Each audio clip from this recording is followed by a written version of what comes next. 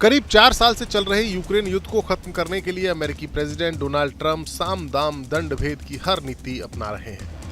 Ukraine युद्ध को खत्म कराने की कोशिश में भारत की भूमिका भी अहम होती जा रही है। हाल ही में Russian president Vladimir Putin Bharat की यात्रा पर आए और अब खबर है कि यूक्रेन के प्रेसिडेंट ज़ेलेंस्की भी भारत आ सकते हैं। पुतिन का स्वागत कुछ ऐसा था मानो पुराना दोस्त घर पर आया हो। रेड कारपेट बिछाया गया, गर्मजोशी से गले मिले, लंबी बातचीत हुई। पीएम मोदी और पुतिन ने ऊर्जा, रक्षा और व्यापार पर बड़े फैसले किए।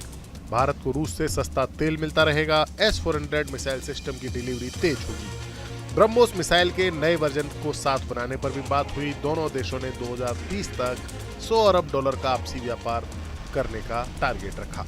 पुतिन ने कहा, भारत हमारा सबसे भरोसेमंद साथी है।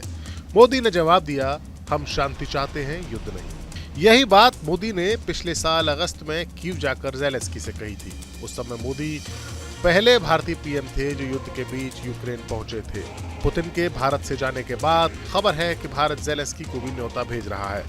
कई अखबारों की खबर के मुताबिक जनवरी के आखिरी हफ्ते में ज़ेलेंस्की दिल्ली आएंगे। दोनों देशों के अधिकारी तारीखें पक्की करने में जुटे हैं। ये यात्रा इसलिए खास है क्योंकि भारत एक साथ दोनों नेताओं से बातचीत कर रहा है, जबकि दुनिया दो खेमों में बटी हुई है। भारत ऐसा इसलिए कर पा रहा है क्योंकि भारत ने कभी किसी का पक्ष नहीं लिया, न रूस पर पाबंदी लगाई, न यूक्रेन को हथियार दिए।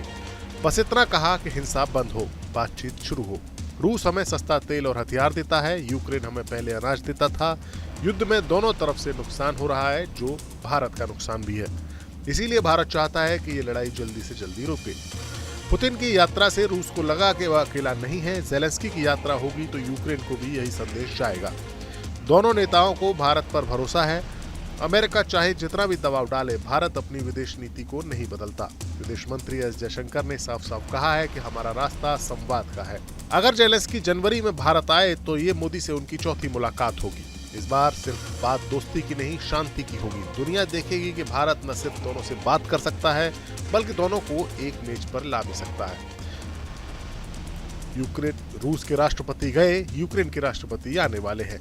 बीच में सिर्फ भारत है और यही भारत की ताकत है। ये संभावित यात्रा इसलिए भी खास है क्योंकि ज़ेलेंस्की के आने से भारत का संदेश मजबूत होगा। भारत युद्ध रोकने में मदद करेगा। यूक्रेन भारत को भरोसेमंद मानता है। युद्ध शुरू होने पर मोदी ने ज़ेलेंस्की से 8 बार बात की थी, 4 बार मुलाकात हुई। भारत ने यूक्रेन को मानवीय मदद भी भेजी, दवाइयां और राशन, लेकिन हथियार नहीं, क्योंकि भारत का रुख न्यूट्रल है। ज़ेलेंस्की की यात्रा से बायलैटरल रिश्ते मजबूत होंगे, व्यापार बढ़ेगा और खासतौर से खेती और उससे जुड़ी तकनीक में। यूक्रेन का अनाज भारत के लिए जरूरी था। युद्ध के चलते कीमतें बढ़ी, लेकिन अब पूरी दुनिया को शांति से ही फायदा है। Bureau report, news nation. Download our News Nation app